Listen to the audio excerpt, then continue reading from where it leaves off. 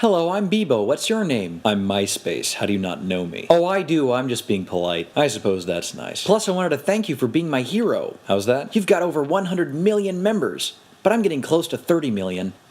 Stay in school. I'm the 222nd most popular English language website. That's great, kid. Where'd you learn that? Wikipedia. Yeah, well, be careful with that stuff. Personally, I never trust a wiki. Leave it to the experts, I say. I suppose.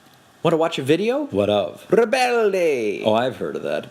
Mexican show. It's called a telenovela. That makes you feel more literate, sure. The kids on the show use English words and phrases spliced in with their Spanish dialogue. Big deal. The Fonz was doing that decades ago. The Fonz? Correctamundo. One word. Look it up. I saw the Fonz once. Where, on YouTube? No, silly. There's no money in that for users. I saw it on Metacafe. No money in that for users. You're a little young to be talking like that. I'm just talking about democratization is all. I've told you, be careful. That kind of talk will lead you straight into wikis. Or Mininova. Right, Mininova.